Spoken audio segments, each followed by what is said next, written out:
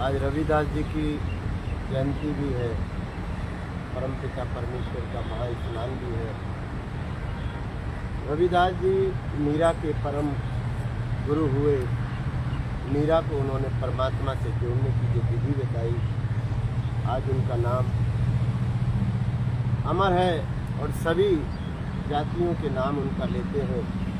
वैसे घर में जन्म लिया जिनको कोई भी प्रणाम तक का नहीं करता था, उस रूढ़ी को मिटाने के लिए परमात्मा की बड़ी कृपा हुई उनके ऊपर और राजघराने की मीरा उनके गुरु बने। आप देखिए कि मीरा परमात्मा श्री कृष्ण को चाहती थी, लेकिन परमात्मा चाहते थे कि गुरु के माध्यम से ये मेरे पास आए और उन्होंने ही मीरा को अवगत कराया कि मीरा, मैं इस रूप में तेरे को नहीं मिल पाऊंगा मूर्ति के रूप में।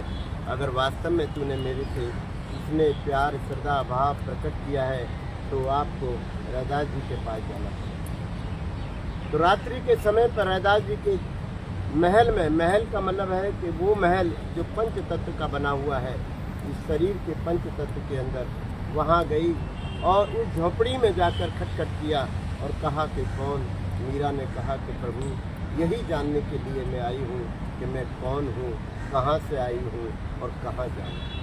ये कोई गुरु, सच्चा गुरु ही ज्ञान दे सकता है और ये यज्ञ की पद्धति के द्वारा और गुरुओं के आश्रमों पर जाने के बाद ही इन चीज़ों के बारे में पता लगता। हम सब उस परमात्मा के सच्चे भक्त हैं। कुछ करने के लिए हमें भेजा है, हमें अवश्य कुछ न कुछ करना चाहिए और उसकी शरण में रहना चाहिए। आइए आज हम सब मिलकर प्रतिदिन के भांति रविदास जी का जन्म उत्सव बड़े धूमधाम से मनाएं। यज्ञ के माध्यम से ऐसी शक्ति प्रदान करें परमात्मा रविदास जी कि हम सबको भी परमात्मा के दर्शन हों और उनके पद चिन्हों पे चलने की कोशिश करें। ऐसा हम प्रयास कर सकते हैं। आइए माँ गायत्री, क्योंकि गायत्री का छंद परमपिता परमेश्वर रविदास जी ने भी उतना ही उच्चारण किया जैसे कटौती में गंगा।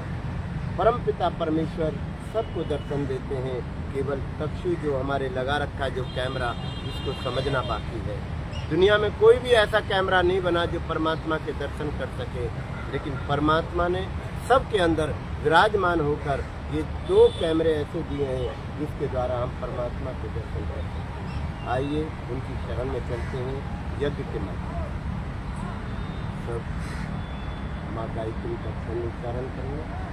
ओम भूर्भुवस्सुः तत्सवितुर्वरेण्यं भर्गो देवस्य धीमहि धियो यो न प्रचोदयात् स्वाहा।